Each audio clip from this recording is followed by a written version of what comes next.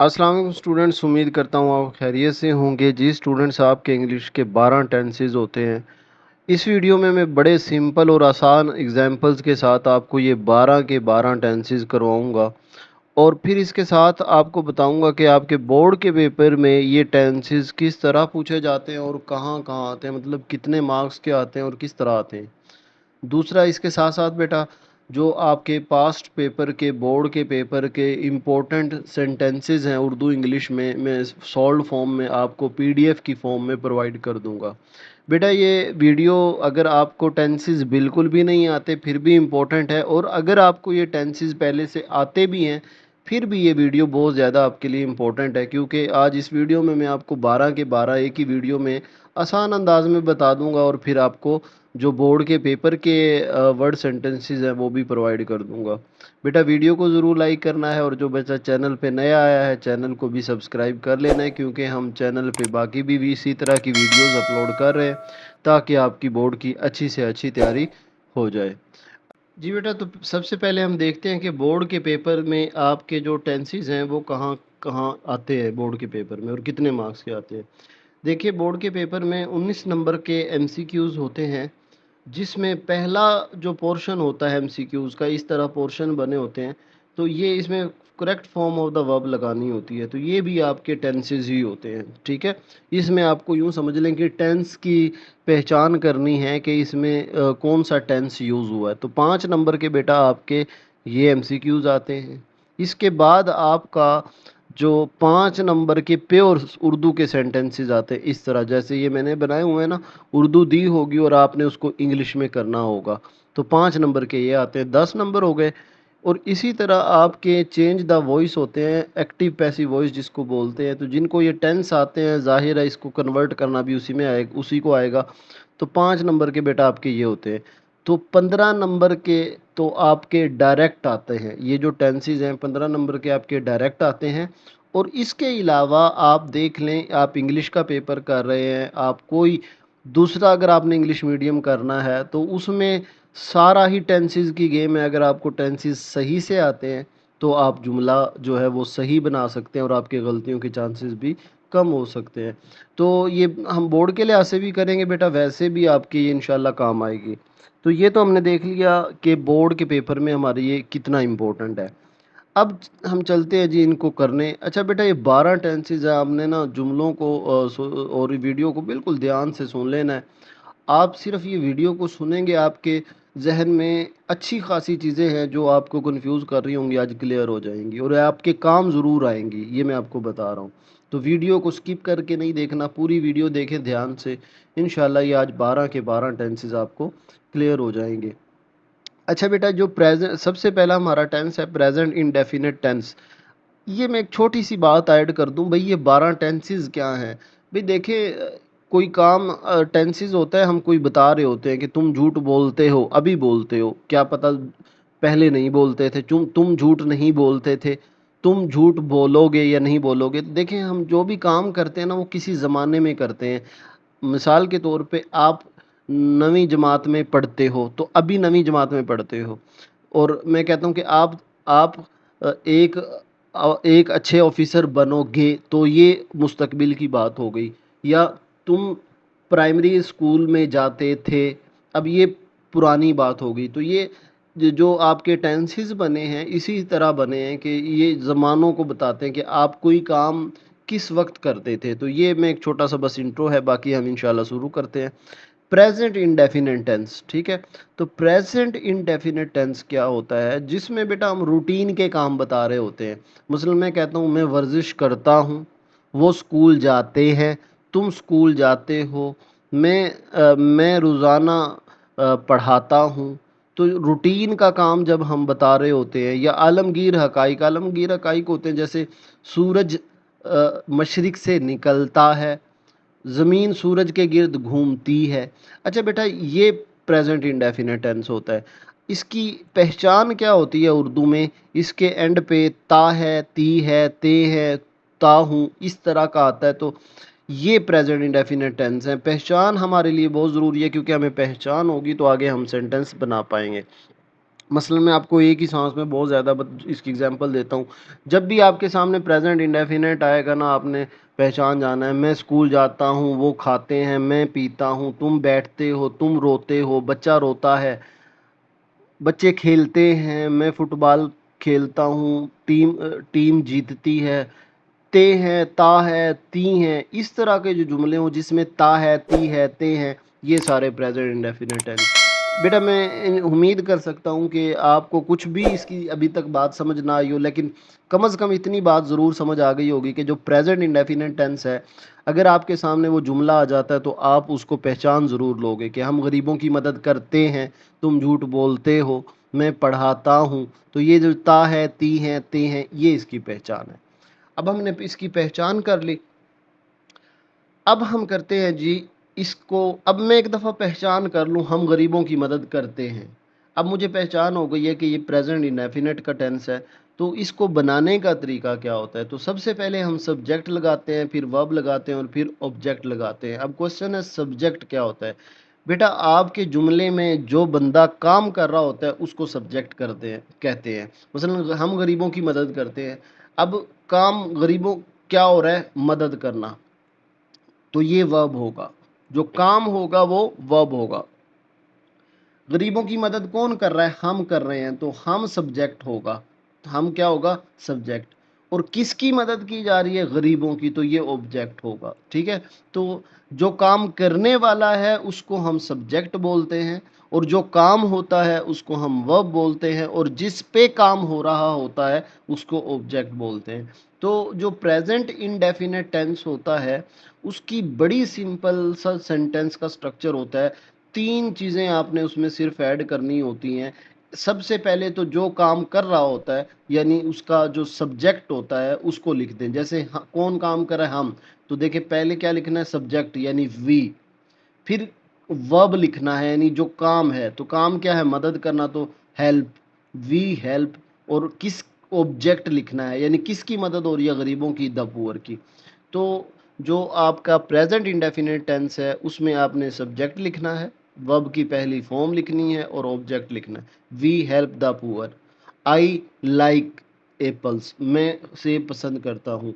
I run fast, मैं तेज दौड़ता हूँ। आई गो टू स्कूल, मैं स्कूल जाता हूँ। तो आपने क्या करना है कि सबसे पहले सब्जेक्ट, फिर वर्ब और फिर ऑब्जेक्ट, ये प्रेजेंट इंडेफिनिट टेंस। ठीक है। तो जैसे तुम झूठ बोलते हो, तुम क्या है? सब्जेक्ट। तो सबसे पहले यू, यहाँ काम क्या हो रहा है? बोलना, तो टेल, वर्ब टेल हो गया, और अलाइ ऑब्जेक्ट हो गया, तो यू टेल अलाइ। ठीक है जी। तो ये इसका सिंपल स्ट्रक्चर होता है। और प्रेजेंट इंडेफिनिट टेंस को बेटा याद रखना है, सब्जेक्ट वर्ब ऑब्जेक्ट बस, और उसमें कोई चेंज, कोई तब्दीली नहीं करनी। इसका जो मनफी जुमला, नेगेटिव जुमला होता है वो कैसे बनाते हैं? बेटा बिल्कुल उसी तरह है, वही जैसे हम अपना वक्त ज़ाया नहीं करते, तो सब्जेक्ट कौन है? वी। अच्छा, फिर हम काम क्या हो रहा है? ज़ाया करना, वेस्ट। क्या हो रहा है काम? वक्त, आवर टाइम।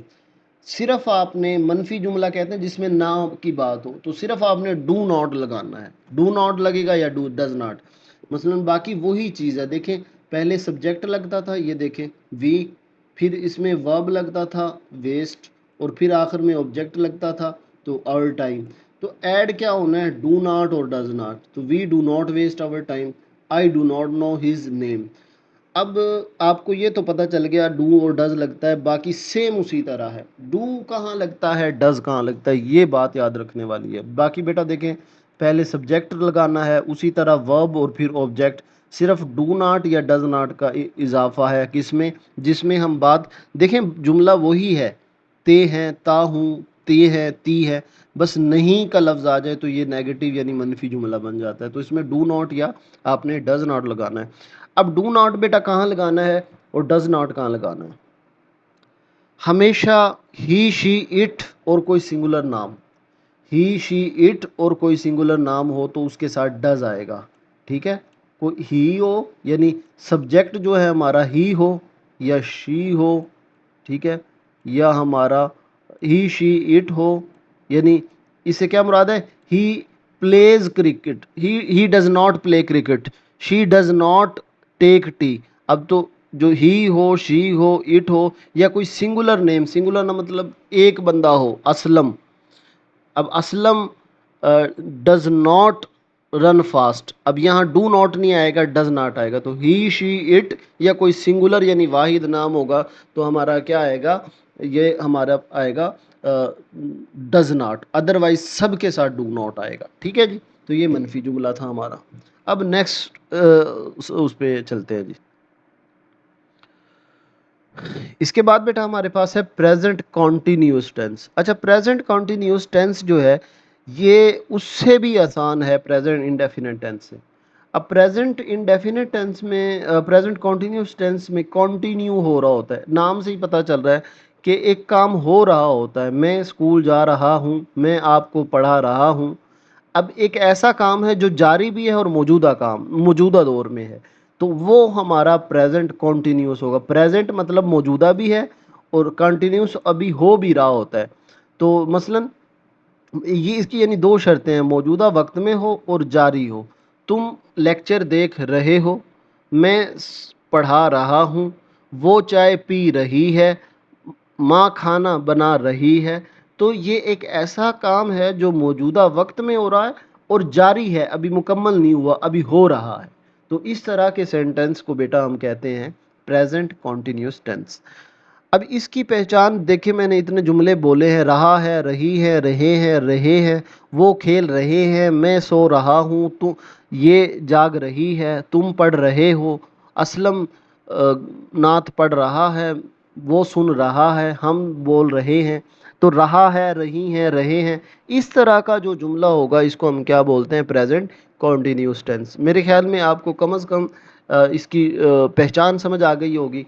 अब करते हैं जी इसका जुमला बनाने का तरीका क्या होता है। बेटा एक बात याद रखें, मतलब तकरीबन सारे जितने भी आपके टेंसेस हैं, सब्जेक्ट यानी जो काम करने वाला होता है वो शुरू में आता है, और ऑब्जेक्ट जिस पे काम हो रहा होता है, जिस पे काम होने से मुराद है वो असलम कुत्ते को मार रहा है, तो मारने वाला यानी सब्जेक्ट कौन है, असलम, और किसको मार रहा है, जिस पे काम हो रहा है वो डॉग, तो ये ऑब्जेक्ट होता है। तो जो हमारे जितने भी सेंटेंस है उसकी एक तरतीब याद रख लो कि सब्जेक्ट शुरू में आता है और ऑब्जेक्ट एंड पे आता है। अब इसमें जो है ना दो चीज़ें ऐड होती हैं, एक हेल्पिंग वर्ब आएगा, इज एम आर को हम हेल्पिंग वर्ब बोलते हैं, ये देखें ये लिखा हुआ है, इज एम आर क्या होते हैं, हेल्पिंग वर्ब होते हैं। यानी या तो जो आपका रहा है, रही है, रहे हैं, इस तरह के जुमले होंगे यानी प्रेजेंट कॉन्टिन्यूस टेंस होंगे, उनमें इज एम आर इनमें से एक चीज़ लगेगी, एक बात, और जो आपकी वर्ब होगा उसके साथ आई एन जी आपने लगाना है। ठीक है, जो वर्ब होगा उसके साथ आपने आई एन जी लगाना है। मसलन देखें, असलम कुत्ते को मार रहा है, तो सब्जेक्ट कौन है, असलम, तो असलम, फिर हमने इज एम आर में से लगाना है इज।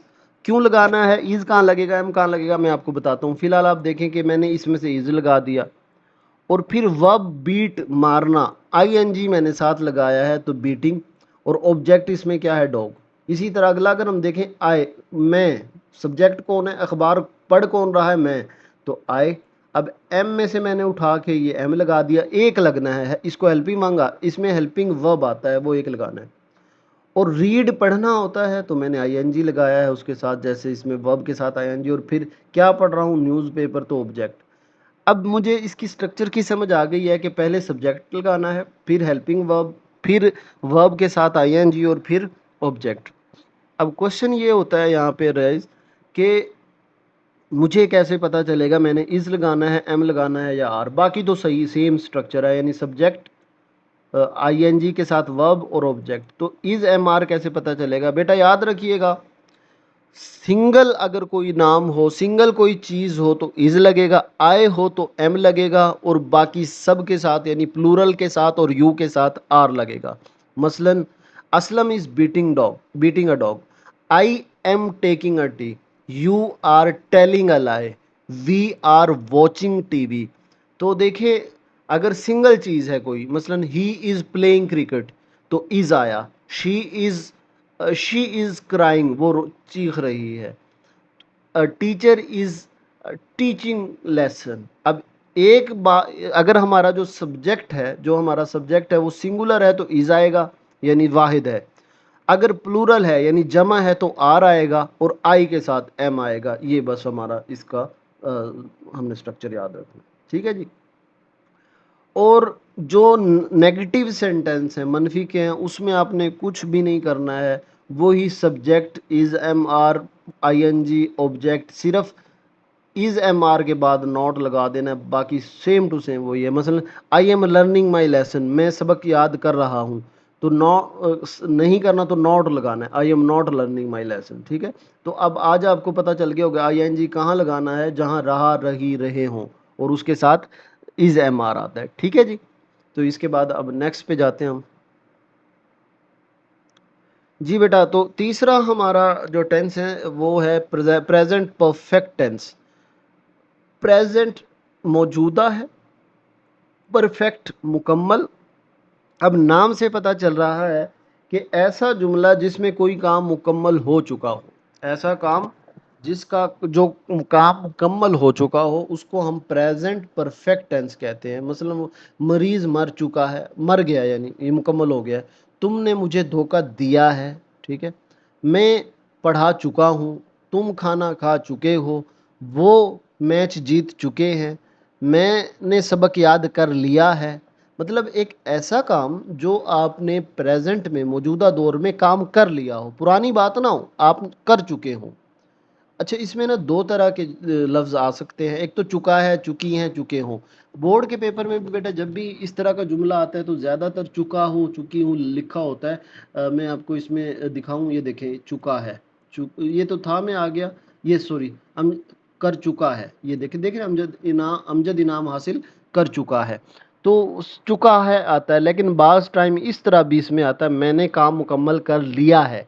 तो ये जुमला भी एक ऐसा जुमला है जो परफेक्ट का है, ठीक है। जिसमें मतलब आपने क्या सेंस में रखना है, वैसे तो मैं आपको बता रहा हूँ ज़्यादातर इसकी यही पहचान है।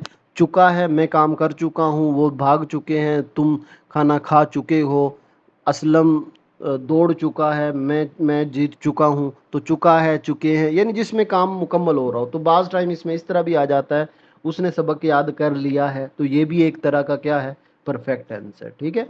तो मेरे ख्याल में पहचान अब हो गई होगी। परफेक्ट मतलब जो काम मुकम्मल हो गया है, हो चुका है। अब इसके जब आप पहचान कर ले मेरे ख्याल में बनाने का, तो वो फिर हमें याद रहता ही है। तो उसी तरह जो मैं पहले बात कर रहा था कि यू सब्जेक्ट सबसे पहले लगेगा, तुम, यू। अच्छा, तुमने मुझे धोखा दिया, धोखा किसको दिया है, मुझे, तो मी एंड पे, तो पहले सब्जेक्ट और फिर ऑब्जेक्ट। बेटा इसमें आपने एक बात याद रखनी है, परफेक्ट ये प्रेजेंट का परफेक्ट है, यानी मौजूदा का परफेक्ट। इसमें पास्ट का परफेक्ट भी आएगा, इसमें आपका फ्यूचर का परफेक्ट भी आएगा। तो हमेशा याद रखना है जो परफेक्ट का टेंस होता है उसमें थर्ड फॉर्म लगती है, ठीक है। वर्ब की थर्ड फॉर्म लगती है। अब थर्ड फॉर्म क्या होती है, जैसे डाई डाइड, जैसे take taken, deceive deceived, receive received, ठीक है। हमेशा थर्ड फॉर्म लगेगी इसमें। तो ये वर्ब की थर्ड फॉर्म बेटा आपके इंग्लिश बी के उसमें भी दी हुई है, मैं भी आपको प्रोवाइड कर दूंगा, इंपॉर्टेंट जो आपने याद रखनी है। तो इसमें हमेशा बेटा थर्ड फॉर्म लगनी है। पहले पहचान कर लो, चुका है, चुकी हैं, चुके हैं, और हमेशा थर्ड फॉर्म लगेगी वर्ब की। अभी तक हम फर्स्ट फॉर्म लगाते आ रहे थे, लेकिन परफेक्ट चाहे वो किसी का भी हो, प्रेजेंट का है, पास्ट का है, हमेशा आपने कौन सी लगानी है, थर्ड फॉर्म लगानी है। तो द पेशेंट हैज़ डाइड, अब देखें सब्जेक्ट कौन है, पेशेंट। अब डाइड मर थर्ड फॉर्म है डाई की। अच्छा, इसमें हैज़ और हैव लगता है, जो हेल्पिंग वर्ब है इसमें। जैसे उसमें इज एम आर था, आपने कर रहा है तो इज एम आर, और एक चुका है वाली में जो हेल्पिंग वर्ब होता है वो हैज़ या हैव होता है। अब हैज़ या हैव एक लगना है, जैसे यू हैव डिसीव्ड मी, तुमने मुझे धोखा दिया है। अब चुका है थर्ड फॉर्म, हमेशा परफेक्ट में आपने थर्ड फॉर्म लगानी है। और हैव या हैज़ होगा, हेल्पिंग वर्ब क्या होगा, हैज़ या हैव। बेटा इसमें बोर्ड के पेपर में आता है, तो इसलिए इसको बड़े अच्छे से समझ लो कि सबसे पहले आपको सब्जेक्ट लगाना है, एंड पे ऑब्जेक्ट लगाना है, वर्ब की हमेशा थर्ड फॉर्म लगानी है।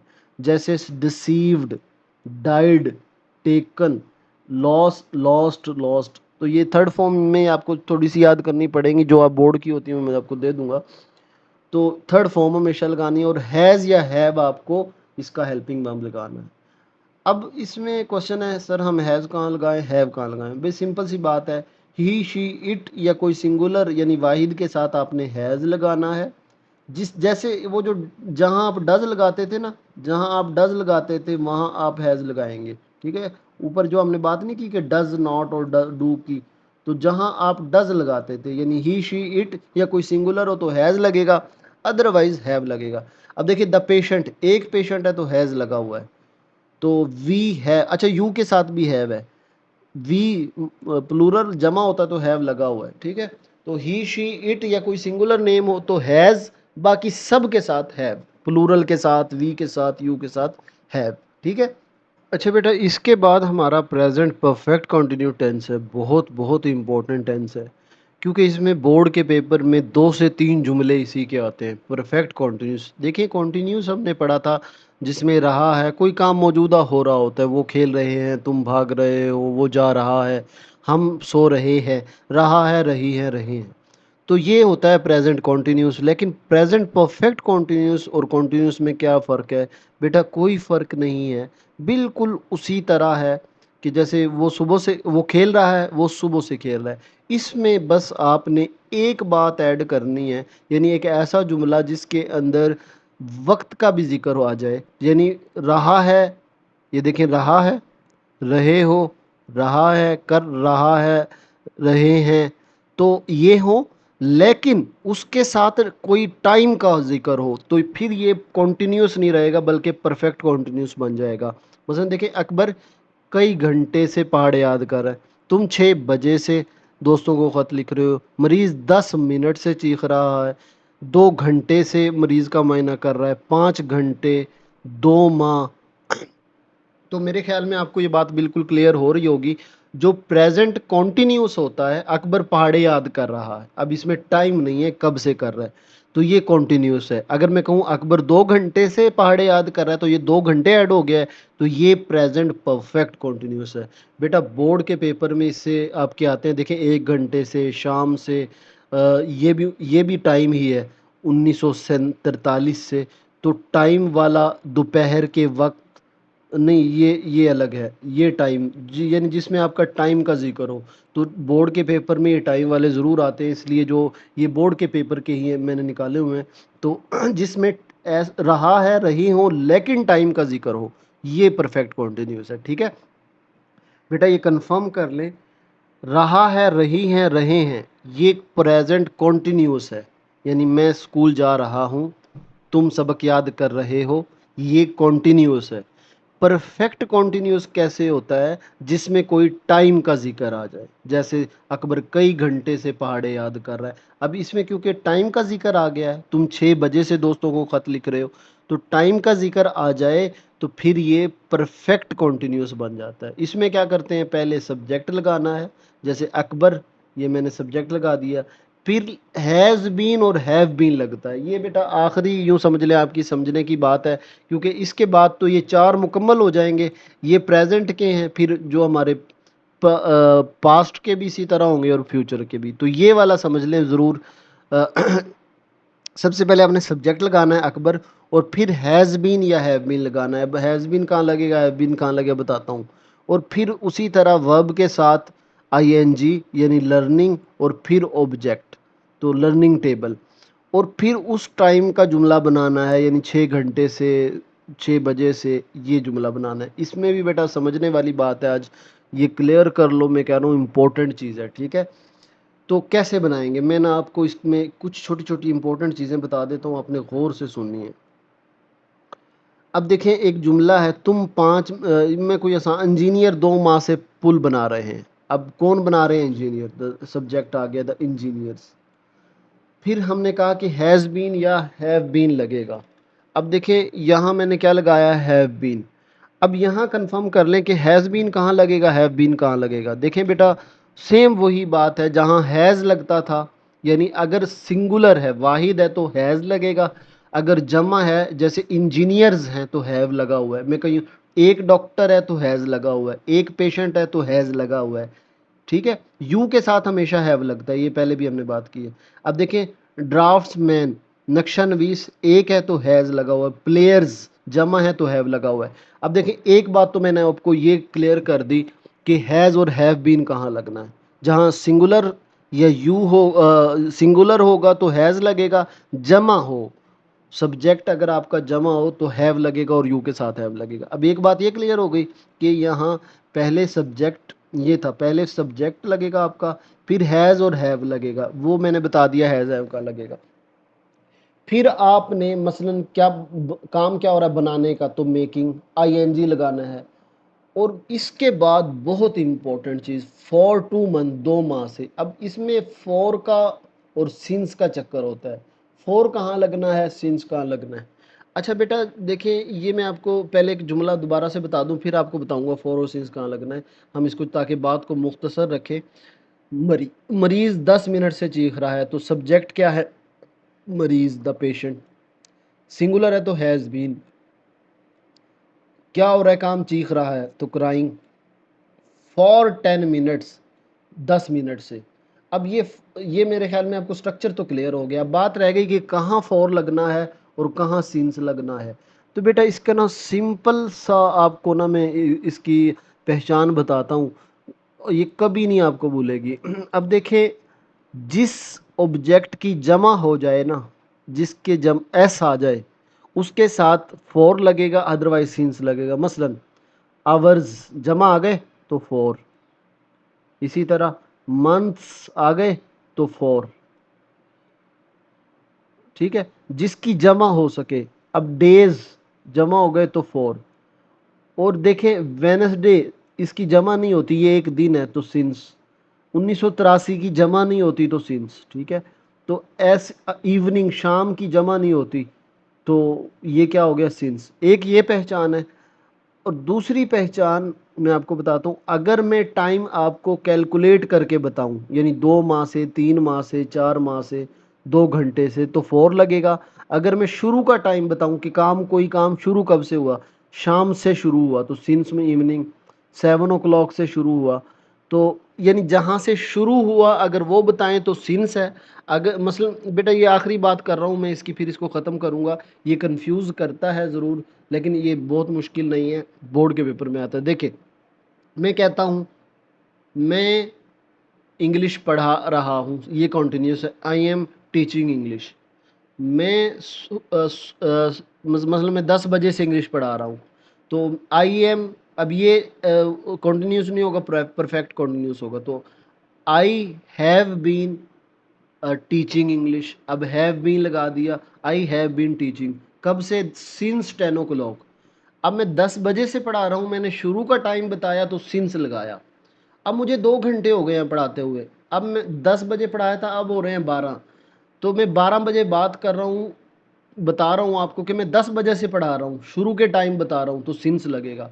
अगर मैं यही बात इस तरह करूँ कि मैं 2 घंटे से पढ़ा रहा हूँ, टाइम कैलकुलेट करके आपको बताऊँ, तो फिर फॉर लगेगा। ठीक है, अगर मैं शुरू कहाँ से मैंने शुरू किया था कोई काम तो सिंस लगेगा, अगर वही चीज़ मैं कैलकुलेट करके बताऊँ तो फॉर लगेगा। ठीक है, फिर भी बेटा इसकी प्रैक्टिस ज़रूर कर लीजिएगा, ये ज़रा करता है इस तरह। ठीक, ये जी हमारे 4 टेंस हो गए। अब हम नेक्स्ट पे जाते हैं। अब नेक्स्ट हमारा मतलब इसी वो, क्योंकि यही चीज़ है, बाकी थोड़ी बहुत चेंज होगी। अच्छा, इसके बाद बेटा हमारा है पास्ट इंडेफिनिट टेंस। एक बात याद रखिएगा, जो ज़माने होते हैं वो ये 4 होते हैं जो हम कर चुके हैं। अभी तो आपको देखिएगा फ़ौरन जो चीज़ें अगर पीछे वाला समझ आ गया है तो ये देखेंगे खुद ब खुद आपको समझ आती जाएगी।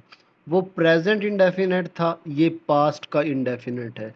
इसमें क्या फ़र्क है, कोई मतलब आप देखिएगा कुछ भी ऐड माइनस नहीं करना, बस आपने पहचान करनी है सिर्फ।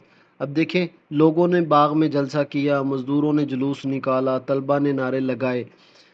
अब एक बात मैं आपको बता दूं, ये जो आपके सामने सारे जुमले हैं ये बोर्ड के पेपर के मैंने निकाले हैं। ठीक है, तो खैर देखें, अब बस ये पहचान आपने कर ली ना कि ये पास्ट है। मसलन लोगों ने बाग में जलसा किया, पहले कर दिया। मजदूरों ने जुलूस निकाला, तलबा ने नारे लगाए, यानी माजी में किया कोई काम। क्लर्कों ने हड़ताल की तो माजी में हुई। तो इसमें आप जो प्रेजेंट इंडेफिनिट था सेम उसी तरह है, जैसे पहले सब्जेक्ट आखिर में ऑब्जेक्ट, यहाँ फर्स्ट फॉर्म होती थी, प्रेजेंट में आपने सेकंड फॉर्म लगानी है, पास्ट में हमेशा सेकंड फॉर्म लगेगी, पास्ट में हमेशा सेकंड फॉर्म लगेगी। अब देखें, हमने आपका इंतज़ार किया है, वी हम फॉर यू ऑब्जेक्ट और वेटेड इंतज़ार किया। द क्लर्क्स, अब देखें वेंट ऑन स्ट्राइक, ये सब्जेक्ट है, ये ऑब्जेक्ट वेंट सेकंड फॉर्म है। द स्टूडेंट्स, तलबा ने, द स्टूडेंट्स तलबा ने, स्लोगन्स कहते हैं नारे को, रेज्ड डी ईडी है तो सेकंड फॉर्म। मतलब बिल्कुल वही काम करना है, सब्जेक्ट ऑब्जेक्ट, दरमियान में पहले फर्स्ट फॉर्म लगती थी वर्ब की, अब सेकंड फॉर्म लगेगी। देखें, उन्होंने हमारे मशवरे पर अमल किया, दे उन्होंने किया है ना। आवर एडवाइस ऑब्जेक्ट है तो एक्टेड सेकंड फॉर्म है। आई रिसीव्ड सेकंड फॉर्म है। पनिश्ड, फाइंड, कॉल्ड, ठीक है। तो ये second you locked after my, you sorry locked नहीं, सॉरी लुक्ड आफ्टर, तो आपने ऑपरेटेड, तो ये जो ईडी के साथ होती है, कुछ ऐसे भी हैं जिनमें ईडी नहीं आता, जैसे अब ये आपका ब्रॉट है, ये ब्रिंग की सेकंड फॉर्म है, लेकिन ज़्यादातर ईडी वाले होते हैं। तो जो इसमें हमेशा क्या करना होता है बेटा, आपने वही सब्जेक्ट और एंड पे ऑब्जेक्ट, बस इतना सा फ़र्क है प्रेजेंट और पास्ट में कि आपने पास्ट में हमेशा सेकंड फॉर्म लगानी है, raised, went, waited, accepted, acted, punished, find, called, ठीक है, लुक्ड, ऑपरेटेड। तो आपने हमेशा कौन सी फॉर्म लगानी है, सेकंड फॉर्म। तो ये हमारा है जी पास्ट इंडेफिनिट। अच्छा देखें, उसमें डू नॉट लगता था, इसमें उसी तरह है, बस पास्ट में डिड नॉट लगेगा, बाकी वही प्रेजेंट वाली बात है। ही इसने मेरी बेइज्जती की, ही नहीं की, he did not insult me, ठीक है, वो मेरी बेइज्जती नहीं करता, ही डज नॉट इंसल्ट मी, और उसने मेरी बेइज्जती नहीं की, ही डिड नॉट, तो पास में डिड नॉट लगेगा, ठीक है जी। इसके बाद पास्ट कॉन्टिन्यूस टेंस है। देखिए मैं क्यों कह रहा था कि बेटा आपने समझ ले कर लिया है, अब लोग पतंग उड़ा रहे हैं, पीपल आर फ्लाइंग काइट्स। अब अगर पास्ट आ जाए, पतंग उड़ा रहे थे, वो कहानी सुना रहा था, मैं पढ़ा रहा था, तो इसमें वाज और वर लगना है बस, बाकी इज एम आर की बजाय वाज वर लगना है, वही सब्जेक्ट वर्ब के साथ आईएनजी और ऑब्जेक्ट, ठीक है। अब क्वेश्चन फिर आपका आता है कि सर वाज कहाँ लगेगा, वर कहाँ लगेगा। बेटा जहाँ आपने हैज़ लगाया, जहाँ आपने डज लगाया, यानी जहां आपने डज हैज़ ऐसा आ रहा है ना सब में, यानी ही शी इट या कोई सिंगल नाम हो तो हैज़ या डज लगता था, इसी तरह वाज वहीं लगेगा, ही शी इट या कोई सिंगल हो तो वाज, अदरवाइज वर लगेगा, ठीक है। बाकी सेम वो ये subject help, was were, ING और ऑब्जेक्ट। और नहीं में जिस तरह I am not joking with you, I was not joking with you, ये पास्ट हो जाएगा हमारा, ठीक है। इसके बाद परफेक्ट है। अब देखें बिल्कुल भी चेंज नहीं है, मैंने कहा था ना कि जो परफेक्ट कॉन्टिन्यू परफेक्ट होता है ना, जो चाहे वो प्रेजेंट का हो पास्ट का हो, अब इसकी पहचान क्या होगी, वो काम कर चुके थे, मैं खाना खा चुका था, वो जा चुके थे, चुका और थे, पहला है था ना, अब थे है, यानी माजी में कोई काम मुकम्मल हुआ है। बेटा वही काम सब्जेक्ट है, ऑब्जेक्ट है। मैंने आपको एक बात याद होगी आपको, मैंने कहा कि हमेशा तीसरी फॉर्म लगेगी, जो परफेक्ट होगा उसमें हमेशा तीसरी फॉर्म लगेगी, चाहे वो प्रेजेंट का है, पास्ट का है या फ्यूचर का है, हमेशा थर्ड फॉर्म लगेगी। फिनिश की finished, finish third form, deceived deceived, waste wasted, ठीक है, तो थर्ड फॉर्म लगेगी हमेशा, ठीक। और उसमें हम क्या करते थे, हैज़ लगाते थे परफेक्ट में, यहाँ हैड लगेगा। अच्छा इसमें मज़े की बात है, सब में हैड लगेगा, वी हैड, यू हैड, मतलब आपने किस तरह बनाना है, पहले सब्जेक्ट, फिर हैड, फिर थर्ड फॉर्म और फिर ऑब्जेक्ट। हम अपना काम ख़त्म कर लिया था, we had finished our work, तुमने मुझे धोखा दिया था, यू हैड डिसीव्ड मी। मतलब इसमें पास्ट में किस तरह लेके जानी है चीज़ को, हैड लगा के, बाकी वही चीज़ है कि सब्जेक्ट, थर्ड फॉर्म और ऑब्जेक्ट। और नॉट के जो नहीं वाले जुमले बनाने हो मनफी, उसमें सिर्फ नॉट लगेगा, बाकी सेम वही चीज़ है। ये ले जी, फिर इसके बाद पास परफेक्ट कॉन्टिन्यूस टेंस है। आप कहेंगे सर आप तो बात वही रिपीट कर रहे हैं, बेटा मैं कह रहा हूँ वही टोटल रिपीट है। अब मसलन वो सुबह से खेल रहा है, हमने ऊपर बनाया है, तो he has been playing since morning. यहाँ भी वही होगा, बस क्योंकि ये पास्ट में चली गई है तो हैज़ की बजाय हैड बीन लग जाएगा। बाकी सेम उसी तरह वही कहानी है कि सब्जेक्ट हैड बीन आईएनजी और सिंस मॉर्निंग यानी टाइम। ठीक है। और हैड नॉट जब नेगेटिव बनाना हो तो हैड नॉट बीन, यानी जो नॉट है वो हैड बीन के दरमियान में आएगा, और इसी तरह हैज़ और हैव के भी दरमियान में नॉट आएगा। ठीक।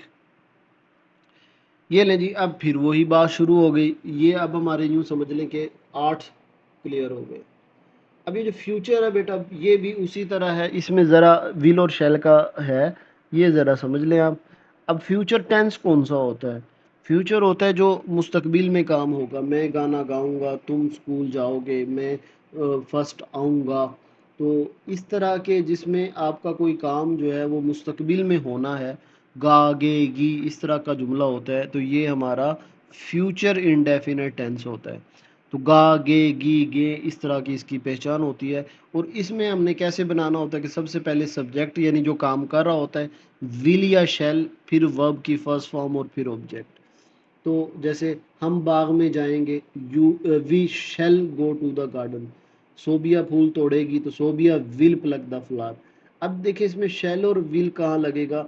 बेटा आई और वी के साथ शैल लगता है, आई और वी के साथ शैल लगता है, बाकी ये विल लगेगा। बाकी वही काम है कि you will play cricket, Ali will Ali will sing a song, you will go to school. तो विल और शैल ये हेल्पिंग वर्ब आएंगे, बाकी उसी तरह सब्जेक्ट वर्ब की पहली फॉर्म और ऑब्जेक्ट। अच्छा बेटा अगर आपने इसके नेगेटिव सेंटेंस बनाने हो तो I shall not tell a lie, I will not confess his crime. तो इसके बेटा जो जुमले हैं वो अब आप इसमें मैं आपको प्रोवाइड कर दूंगा, ये बोर्ड के मैंने निकाले हुए हैं। अच्छा इनके लिए एक तो मैंने ना पहले कमेंट में इनका लिंक दिया है, जो भी बोर्ड के है तो वहाँ से आप ये इनकी एक बार प्रैक्टिस ज़रूर कर लें। इसी तरह कॉन्टीन्यूस में मैं आपको बता देता हूँ। सबसे पहले हमने सब्जेक्ट लगाना है, फिर इसमें ना जो अगर आपने यानी फ्यूचर का कॉन्टिन्यूस वो खेल रहा होगा, वो चाय पी रहा होगा, वो पढ़ रहा होगा, यानी जिसमें कॉन्टिन्यूस है और फ्यूचर की बात है तो विल बी और शैल बी आता है। ठीक है। तो he will be solving his sum, वो अपने सवाल हल कर रहा होगा। लड़का पतंग उड़ा रहा होगा, द बॉय विल बी। तो इसमें हेल्पिंग वर्ब जो है वो इज एम आर नहीं होता बल्कि विल बी होता है, बाकी वही आई एन जी ऑब्जेक्ट और सब्जेक्ट होते हैं। ठीक है। और आई विल नॉट कन्फेस, ठीक है, उसमें नॉट लग जाएगा। इसके बाद बेटा फ्यूचर फ्यूचर परफेक्ट है। फ्यूचर परफेक्ट में हम क्या करते हैं कि you will have taken his breakfast. बेटा आपको याद होगा हमेशा थर्ड फॉर्म लगेगी, देखिए टेकन लगा हुआ है, उसी तरह सब्जेक्ट लगा हुआ है और ऑब्जेक्ट लगा हुआ। फ्यूचर परफेक्ट होगा कौन सा? वो नाश्ता कर चुका होगा, यानी जो आखिर में जाके फ्यूचर में जाके काम मुकम्मल हो चुका हो। बस इसमें ऐड वही हैव टेकन है, हैव चेंज्ड है, यानी हैज़ हैव के साथ थर्ड फॉर्म है। और इसमें देखें विल हैव लगेगा या शैल हैव, तो विल कहाँ लगेगा? शैल लगेगा वी और आई के साथ, बाकी विल लगेगा और हैव। ठीक। और हमेशा थर्ड फॉर्म, बाकी सेम उसी तरह। इसके भी बेटा जुमले ये मैंने ना इसके बोर्ड के निकाल के ना आपके फर्स्ट कमेंट में दे दिए हैं, आप इनसे इनकी ज़रा प्रैक्टिस कर लें, बोर्ड में इन्हीं में से इंशाल्लाह आएंगे। ठीक है। तो इनको करें, उम्मीद है आपको कुछ समझ आई होगी, कुछ इनकी प्रैक्टिस करें, इंशाल्लाह आपके जो टेंसेस वाला मसला है वो आपका हल हो जाएगा। बेटा वीडियो को ज़रूर लाइक कीजिएगा, अपना ख्याल रखिएगा। अल्लाह हाफिज़।